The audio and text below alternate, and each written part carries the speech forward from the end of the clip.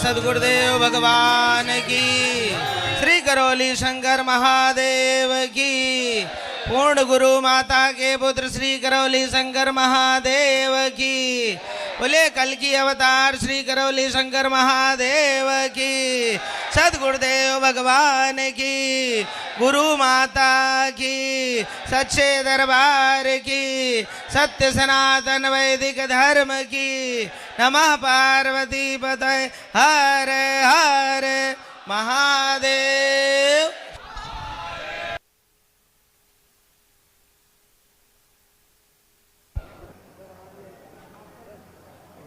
स्वदयः शान्तिर्विश्वे देवाः, शान्तिर्ब्रह्म शान्तिः सर्वगुं शान्तिः, शान्तिरेव मां शान्तिरेव शान्तिरेधि जयो यतः समीहसे ततो नो अभयं गुरुसन्नः गुरुप्रजाभ्यो भयन्नः पशुभ्यः सुशान्तिर्भवतु सदाभ्यो नमः। ॐ वास्तुदेवताभ्यो नमः। ॐ सर्वेभ्यो देवेभ्यो नमः। सीदन्तरिक्षगुं शृणोद्योः समवर्तता पृथिव्यां भो मृतितः सौद्रा तथा लोकान् अकल्पयन्। ॐ भूर्भुवः ब्रह्मणे नमः।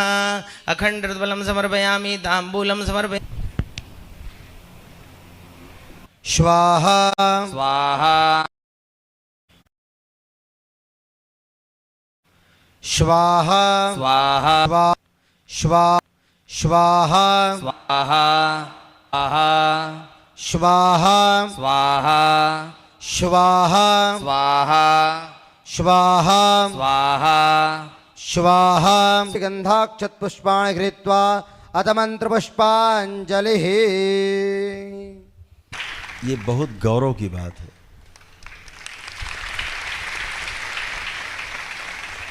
के दरबार में वैसे भी पुरुषों से ज्यादा है।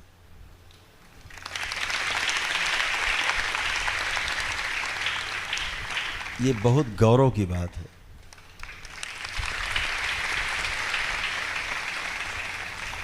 माता के दरबार में वैसे भी पुरुषों का प्रवेश वर्जित है।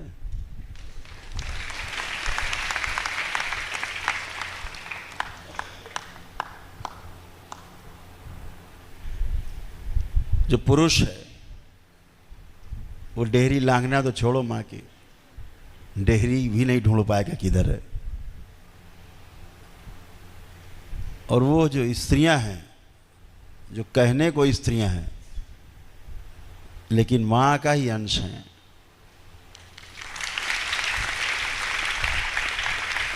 उन्हीं का प्रवेश होता है। और पुरुषों का प्रवेश तब होता है जब पुरुष भी अपना पुरुषत्व भूल जाता है, जब पुरुष भी अपना पुरुषत्व भूल जाता है, केवल मां का एक छोटा सा पुत्र गोद में होकर के जाता है तो ही अंदर प्रवेश पाता है।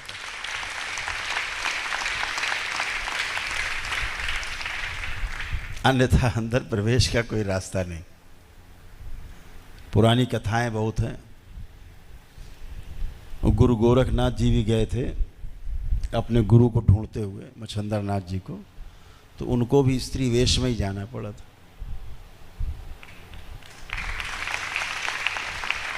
क्योंकि उस नगर में प्रवेश नहीं है पुरुषों का।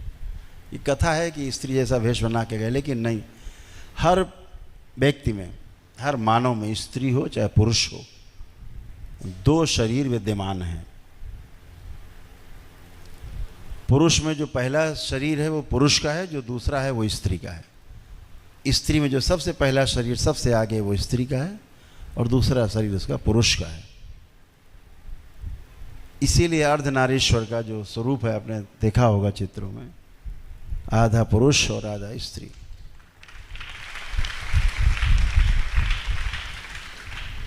जैसे माँ के सामने आप जाते हैं, अपनी जन्म देने वाली माँ के सामने, आपका पुरुषत्व तो गायब रहता है। जो आपके अंदर माँ के प्रति भाव हैं समर्पण के, वही आगे रहते हैं। धर्म पत्नी के आगे जाते हैं तो पुरुष शरीर आगे हो जाता है। की तरह तो आप माँ की तरह, तो आप माँ की तरह ही स्त्री, आपका स्त्री शरीर आगे हो जाता है, इसलिए माँ के सामने पुरुषों के कोई भाव नहीं आते। ये व्यवस्था है, ये पूरी सृष्टि में व्यवस्था ऐसी है। जब दुष्ट शक्तियां घेर लेती हैं तो यही शरीर आपके आगे पीछे करके आपको कष्ट देती और आपको नाना प्रकार से कष्ट देते हैं, संकट पैदा करते हैं। दरबार आपको दृष्टा भाव में रखता है। जब आप दृष्टा भाव में आओगे तो फिर ना आप पुरुष बचोगे ना स्त्री बचोगे, केवल जीवन के रूप में अपने को देख पाएंगे और सामने वाले को भी जीवन के ही रूप में देख पाएंगे। तो जहाँ तक माँ की बात है, वहाँ पुत्र की तरह ही आपकी प्रार्थना स्वीकार होती है।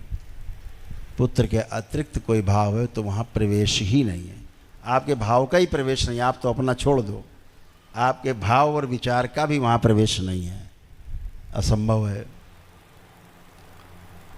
तो आज सब यहाँ आप बैठ पाए, इसलिए बैठ पाए कि पुत्रवत बैठ पाए। आपका पुरुष शरीर पीछे रहा और पुत्रवत बैठ पाए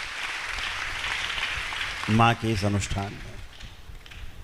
इस माँ के अनुष्ठान में जो आज ये परम ऊर्जा जो प्रकट हुई है सृष्टि में, इसके आप सभी भागीदार बनेंगे। और 10वें लेवल के वो लोग जो यूट्यूब पे, फेसबुक पे डायरेक्ट जो लाइव देख रहे हैं इस समय, वो भी उतने ही पुण्य के भागी बनेंगे जितने यहाँ लोग बैठे हुए हैं।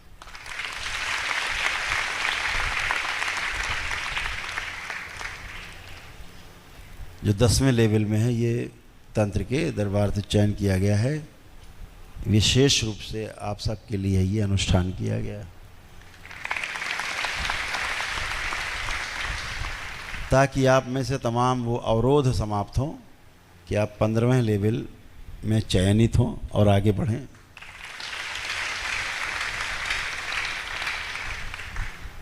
दरबार को आप जैसे कर्मठ लोगों की बहुत आवश्यकता है। दरबार के जो विचार हैं, दरबार का जो भाव है, जो तंत्र है, और तंत्र का अर्थ है व्यवस्था, अव्यवस्था नहीं। अव्यवस्था फैलाते हैं टोने टुटके, जादू टोने, झाड़ फूक वाले, ये अव्यवस्था है। जो व्यवस्था है सृष्टि में वो ईश्वर के साथ साथ है। ईश्वर का ही सारा ऐश्वर्य है जो हम सब आप जितना देखते हैं सृष्टि में, जो इस दृष्टि से नहीं दिखे, दो दृष्टि से वो ईश्वर, और जो जो कुछ इस दो दृष्टि से दिखे, ऐश्वर्य ऐश्वर्य, दो चीज़ें इस सृष्टि में। एक ईश्वर है और ईश्वर में जो रहती है, जिसके कारण ऐश्वर्य बना हुआ है, सृजन होता है, विध्वंस होता है, वो ऐश्वर्य है उस ईश्वर का। तो ईश्वर से ही ऐश्वर्य उत्पन्न हुआ। तो उस ऐश्वर्य के हम सब हिस्सा हैं, और हमारे अंदर से जो बैठ के बोल रहा है, जो सुन रहा है, जो देख रहा है, जानना चाहता है, वो ईश्वर का हिस्सा है, अभिन्न हिस्सा है। दोनों ऐसे अलग अलग, ऐसे दो मिलकर के चलता फिरता एक मानव दिखता है, बात करता हुआ, देखता हुआ, सुनता हुआ, हंसता खेलता, रोता चिल्लाता, जैसा भी वो मानव उस सृष्टि का हिस्सा है, ऐश्वर्य का हिस्सा है। तो हम दो तरह से जब बात करते हैं, एक वह है जो हम स्वयं के लिए करना चाहते हैं, दूसरा वो जो हम परिवार के लिए, समाज के लिए करना चाहते हैं। दो तरह की चीज़ें हैं। जब हम भौतिक जगत में जाते हैं तो ध्यान देने की आवश्यकता पड़ती है। ज़्यादा से ज़्यादा ध्यान जिस चीज़ पर आप देते हैं उतना ही ज़्यादा आप समझते हैं। समझने के लिए ध्यान देने की आवश्यकता है, जीने के लिए ध्यान देने की आवश्यकता है, जिंदा रहने के लिए ध्यान देने की आवश्यकता है। दोनों तरीके से ध्यान बहुत जरूरी देना है। लेकिन 84 लाख योनियों के जन्म मरण के बंधन से मुक्त होने के लिए, कि कुत्ता बिल्ली सियार बन के ना पैदा हो दोबारा, सदा सदा के लिए इस मर्त्य लोक से मुक्ति हो और 84 लाख योनियों के जन्म मरण के बंधन से मुक्त हो, उसके लिए ध्यान करना आवश्यक है।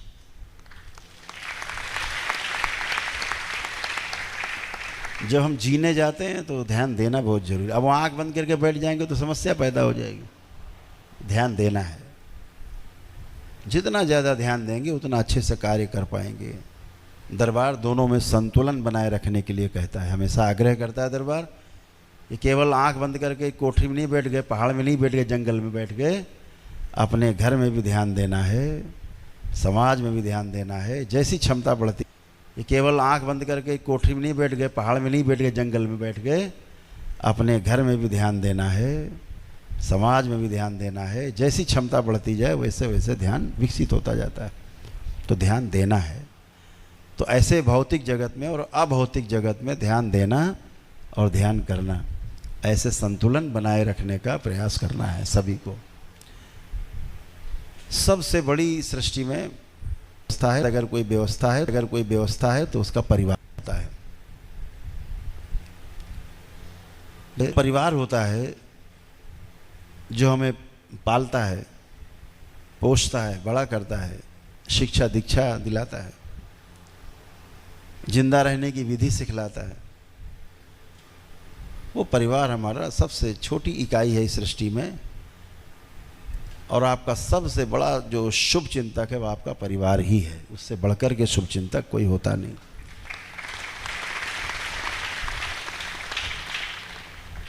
परिवार के अलावा दूसरी परंपरा आती है गुरु परंपरा। गुरु से बड़ा हितैषी फिर आपका संसार में दूसरा कोई होता नहीं।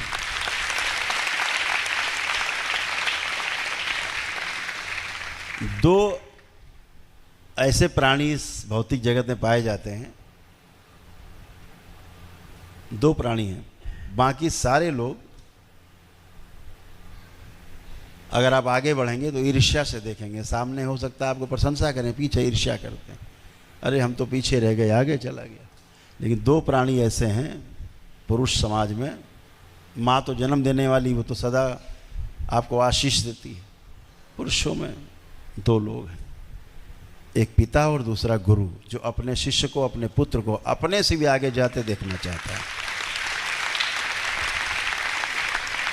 ये दो ही प्राणी ऐसे हैं सृष्टि में, गुरु अपने शिष्य को और पिता अपने पुत्र को अपने से आगे जाता देख करके खुशी होता है, खुश होता है, खुशियां मनाता है,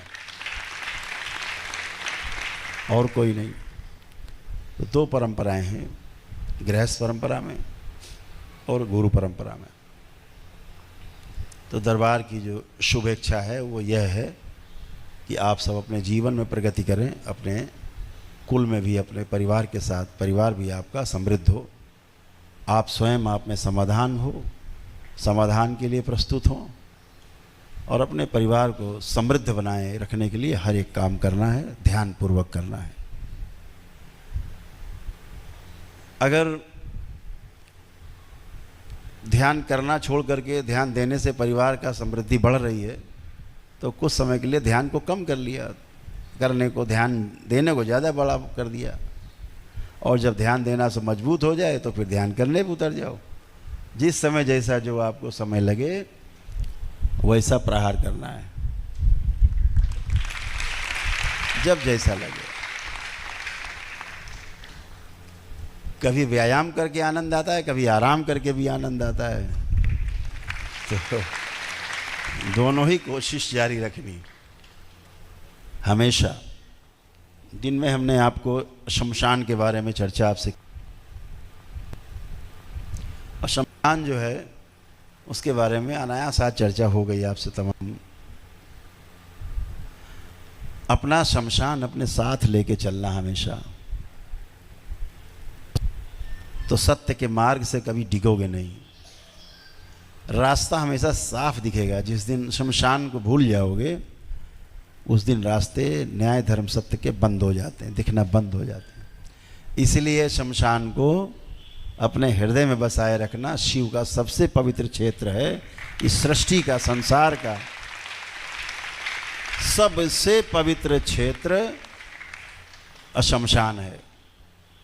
शमशान से पवित्र कोई स्थान नहीं। दुनिया जब साथ छोड़ देती है तो एक अब शमशान ही आपका सहारा होता है, दूसरा कोई सहारा नहीं।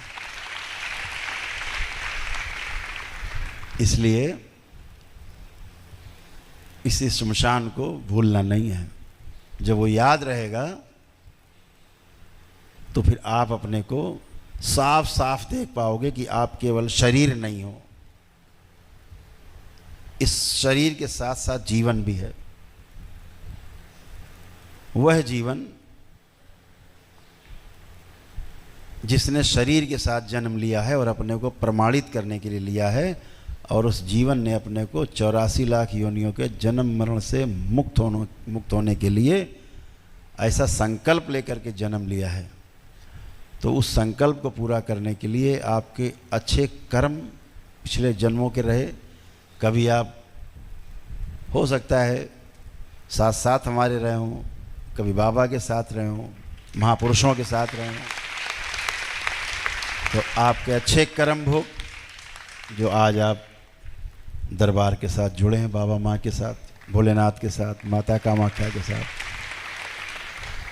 इस महामाया, इस माता महाकाली के साथ जुड़े हैं। दरबार आपके साथ हमेशा रहता है। जैसा हमने कल चर्चा में रात में सभी को संबोधन में कहा, बस एक ही बात का ध्यान रखना है। जब शक्ति बढ़ती है, आपको कोई शक्ति देता है ज़्यादा, तो उसके साथ शर्तें ज़्यादा जुड़ जाती हैं। ये नियम है। कक्षा 5 की पढ़ाई में नियम कम है। जब हाई स्कूल में जाते हैं तो उसके नियम और प्रश्न और बड़े हो जाते हैं। जब आप ग्रेजुएशन करने जाते हैं तो और ज़्यादा बड़े हो जाते हैं। शर्तें बड़ी हो जाती हैं, नियम बड़े हो जाते हैं, प्रश्न कड़े हो जाते हैं। अर्थात आप बड़ी परीक्षा देने जा रहे हैं। हमने आपकी उस बड़ी करने के लिए, उस बड़ी परीक्षा में पास करने के लिए ये अनुष्ठान किया था कि आप उसमें सरलता से पास हो।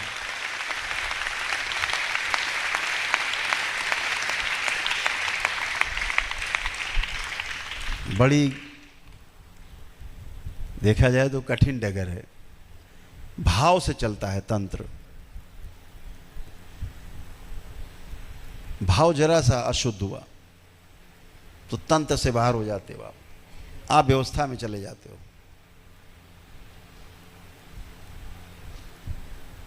जैसे ही अव्यवस्था में जाते हैं, सब दरवाजे बंद हो जाते हैं। तो हमेशा व्यवस्था में बने रहें, उसके लिए दरबार के जो नियम हैं, छोटे छोटे बताए गए हैं, उनको कड़ाई से अपने ऊपर पालन करना है। कथनी और करनी में फर्क नहीं हो। हमारे साथ तमाम बच्चे रहते हैं, सारे 4-4, 6-6 साल से हमारे साथ हैं।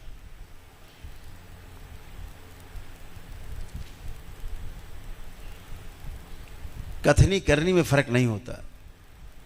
हम इनसे कहते हैं कि गुरु को देखो, जो कहता है और नहीं करता है, कान पकड़ो, बोलो आप ऐसा कहते हो, करते क्यों नहीं हो, तुरंत पकड़ो। गुरु आचरण से ही जाना जाता है। आचरण ही गुरु के आप में प्रविष्ट होते हैं और आपके गुरु के ही आचरण आप में सब में दिखते हैं। गुरु के आचरण में नहीं होगा तो शिष्य में कभी वो बात जाएगी नहीं। बातों से कोई बात अंदर जाती नहीं। बातें लच्छेदार हर आदमी करेगा, बैठ के इतनी लच्छेदार कर देगा, आप दिन भर ताली बजाते रहो, अंदर कुछ नहीं प्रवेश होगा। क्यों? आपके आचरण में नहीं आएगा। आचरण में क्यों नहीं आया? कि जो कथा बाँच रहा है बैठ करके गद्दी में, उसके आचरण में नहीं है, केवल बातें हैं उसकी। तो बातें कभी आचरण में नहीं आती। आचरण ही प्रवेश करता है गुरु से शिष्य में, पिता से पुत्र में, पुत्री में माँ से पुत्र में आचरण जाता है। तो हमेशा अपने आचरण पे विशेष ध्यान देना है। अपना चित्त हमेशा मजबूत रखना है, गलत चित्रण ना होने पाए। एक भी चित्रण अंदर गलत होता है आपके चित्त में, वो आपकी स्मृति बन के वहीं स्टोर हो जाती है। अब वो संपत्ति बन गई आपकी, अच्छी या बुरी, जो भी आपने सोचा, देखा, कल्पना की, वो आपकी संपत्ति बन जाती है और आप उस स्मृति से जूझते रहते हो जिंदगी भर। धीरे धीरे वो स्मृति आप बड़ी करते रहते हो, बार बार सोच सोच के। उसी को लोग डिप्रेशन बोल देते हैं। खैर, आप उस दरबार से जुड़े जहाँ सेकंडों में नष्ट हो जाती है, बचता नहीं, कोई स्मृति नहीं बचती। तो कोई ध्यान रखना है कि कोई गलत स्मृति हमारे अंदर प्रवेश न करने पाए। कुछ भी गलत हो रहा है, हम देखते हैं यूट्यूब में तमाम उल्टी सीधी चीज़ें, बिल्कुल भी नहीं देखना है। आपने देखा और वो आप में स्मृति के रूप में स्टोर हो जाती है आपके चित्त में, फिर आप उससे जूझते रहते हो। दिन भर देखते हैं हम, दरबार दिन भर दिखाता है सबको कि स्मृति कहाँ से आई है। तो मित्र से आई, किसी परिवार के सदस्य से आई, किसी घटनाक्रम से आई। दरबार ने लिखा है कि 40 प्रकार से अधिक प्रकार से स्मृतियां आप में ट्रांसफ़र हो जाती, और एक बार वो स्मृति ट्रांसफ़र हो गई, अब वो आपका पीछा नहीं छोड़ने वाली। ये हमेशा याद रखो। अगर आप कभी किसी स्थान पे गए हैं, आपको स्मृति आगे नहीं आएगी, लेकिन जहाँ आदमी चर्चा शुरू करेगा उस स्थान की, अरे हाँ हाँ हम भी तो गए थे वहाँ, आ गई स्मृति आगे, और सब फिर आप बताना शुरू करोगे, वहाँ गए, यहाँ गए, वहाँ मिले, वहाँ पे। तो स्मृतियाँ आप में स्टोर रहती हैं। आपको लगता है हम गए, बात खत्म हो गई, खत्म नहीं हुई। जो भी आप देखते हो, सुनते हो, वो आपकी स्मृति में सुरक्षित हो जाता है। तो इसीलिए दरबार बार बार कहता है अच्छा देखना है, अच्छा सुनना है, अच्छा बोलना है, और सब अच्छा अच्छा करते अच्छा हो जाना है, और इसमें कुछ से बड़ा काम नहीं है। लेकिन जब किसी की निंदा में हम रस लेते हैं तो आपकी स्मृति बन जाता है, निंदक स्मृति बन जाती है और आपको परेशान करती बार बार। तो उसमें नहीं जाना है कि हमें कोई स्मृति हमारी जो है वो खराब हो। हमेशा अच्छा सुनना, खराब बात हो रही उठ जाओ हाथ जोड़ के कि भाई आप करो बात, हमें इसमें शामिल नहीं हो पाएंगे, धन्यवाद, छोड़ दो स्थान।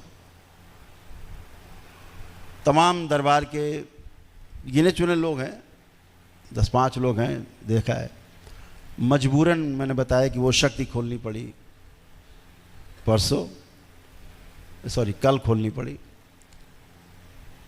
कि जो दुरुपयोग करेगा दरबार की परंपरा का, उसको कठोर दंड मिलेगा, स्वतः भयानक दंड, और वो दंड मृत्यु तुल्य भी हो सकता है, क्योंकि शक्ति बड़ी है, आपके पास जिम्मेदारी बड़ी है, आपके पास शक्ति दी जा रही। गलत हुआ, शक्ति वापस दरबार में जमा, आपको पता है क्षण में जमा हो जाता है, पुण्य बचता नहीं। सावधान रहना है, पुण्य जमा हुए तो जो दुष्ट हैं आपके आसपास खड़े हो जाएंगे, फिर जीवन जीना बहुत मुश्किल हो जाता है। तो हमेशा ध्यान रखो कि दरबार जो कह रहा है वो आपके हित के लिए। अगर आप लालचवश या भयवश कुछ भी करते हैं, 2 ही कारण हैं। आप जो पथभ्रष्ट होते हैं, कभी जो भी व्यक्ति आज तक पथभ्रष्ट हुआ है संसार में, केवल 2 वजह से हुआ है, तीसरी कोई वजह नहीं है, भय या लालच।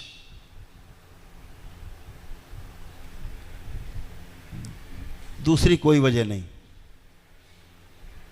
अपनी वासनाएं पूरी करने की जो लालच है वो, या भय आपका, यही 2 आपको पथ से भ्रष्ट करते हैं। इनसे बचे रहना है। ये शरीर हमेशा के लिए नहीं है, कुछ समय के लिए, 10 साल, 20 साल, 25 साल, 30 साल, 40 साल, किसी का 50 साल, हमेशा के लिए नहीं है। लेकिन जो भोगने वाला इस शरीर के अंदर रहता है वो हमेशा के लिए है।